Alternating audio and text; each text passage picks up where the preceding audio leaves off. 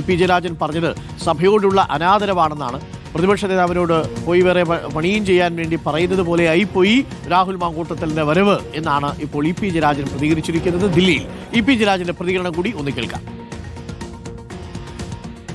പ്രതിപക്ഷ നേതാവ് പോയി പണി നോക്കട്ടെ എന്നൊരു നിലപാട് കൂടി സ്വീകരിച്ചുകൊണ്ട് ഒരു സഭയിലേക്ക് വരികയാണുള്ളത്. അദ്ദേഹം തന്നെ പ്രതിപക്ഷ നേതാവ് തന്നെ പരസ്യമായിട്ട് അഭിപ്രായങ്ങൾ പറയുകയും ചെയ്തു. അപ്പോൾ അതൊക്കെ കോൺഗ്രസിനകത്തുള്ള പ്രശ്നങ്ങളാണ്. അത് കോൺഗ്രസിനകത്തുള്ളവർ തന്നെ ചിന്തിക്കും. ഇത്തരം തെറ്റായ നിലപാടുകൾ നമ്മുടെ നാടിന് എത്രമാത്രം ഗുണകരമാണ് എന്ന് ജനങ്ങളാകെ ചിന്തിക്കട്ടെ. റോഷി, ഇനി ഞാനൊന്ന് ടി വി പ്രസാദിലേക്ക് പോയിട്ട് വരാം. റോഷി, ടി വി പ്രസാദ്, നേരത്തെ നമ്മൾ നിയമസഭയിൽ പ്രതിപക്ഷ നേതാവ് നടക്കാൻ വന്ന സമയത്ത് മാധ്യമങ്ങളുടെ അദ്ദേഹം പ്രതികരിച്ചില്ല. ഇപ്പോൾ ഞാൻ പ്രതികരിക്കുന്നില്ല എന്നാണ് പ്രതിപക്ഷ നേതാവ് പറഞ്ഞത്.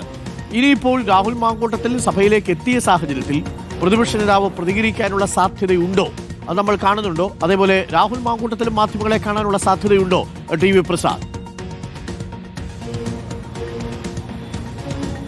അരുൺ, രാഹുൽ മാങ്കൂട്ടത്തിൽ മാധ്യമങ്ങളെ കാണാനുള്ള സാധ്യത കുറവാണ് എന്നുള്ളതാണ് മനസ്സിലാക്കുന്നത്. പക്ഷേ ആ പ്രതിപക്ഷ നേതാവിന് എന്തായാലും മാധ്യമങ്ങളുടെ മുന്നിൽ നിന്ന് അധികം ഒളിച്ചോടാൻ കഴിയില്ല. സാധാരണഗതിയിൽ ഇത്തരം വിഷയങ്ങളോട് കൃത്യമായി പ്രതികരിക്കുന്ന ആളുമാണ് വി.ഡി. സതീശൻ.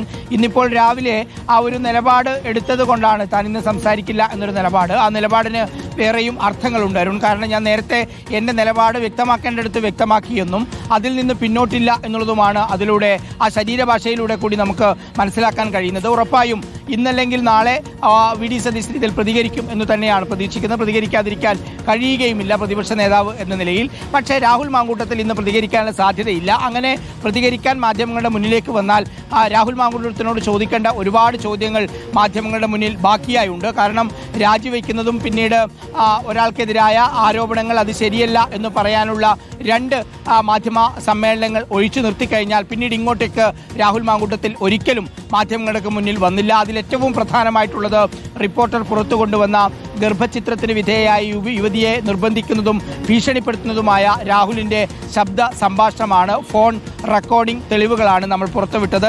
അത് രാഹുലിൻ്റേതല്ല എന്ന് പല ഭാഗങ്ങളിൽ നിന്നും പറയുന്നുണ്ടെങ്കിലും രാഹുൽ മാങ്കൂട്ടത്തിൽ ഒരിക്കലും അതിനെക്കുറിച്ച് വിശദീകരിക്കാൻ തയ്യാറായിട്ടില്ല എന്നതിനർത്ഥം അത് രാഹുൽ തന്നെയാണ് എന്ന കാര്യം രാഹുലിന് അറിയാം എന്നുള്ളതാണ്.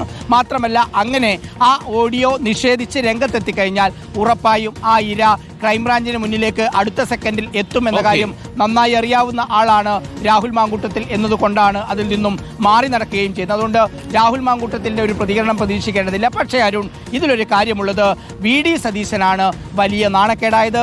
വി.ഡി. സതീശൻ ഒരൊറ്റ ദിവസം കൊണ്ട് ഒന്നുമല്ലാതായി പോയി എന്ന നിലയിലേക്കാണ് ഇന്നത്തെ ഈ രാഹുൽ മാങ്കൂട്ടത്തിൻ്റെ വരവ് കൊണ്ട് വ്യക്തമാക്കുന്നത്. ഇനിയിപ്പോൾ ഇ.പി. ജയരാജൻ പറഞ്ഞതുപോലെ ഭരണപക്ഷത്തിന് ആഹ്ലാദിക്കാനുള്ള അവസരം രാഹുൽ മാങ്കൂട്ടത്തിൽ ഒന്നുകൂടി ഇട്ടുകൊടുത്തു എന്നുള്ളതാണ് ഇന്നത്തെ വരവിലൂടെ സംഭവിച്ചിരിക്കുന്നത്.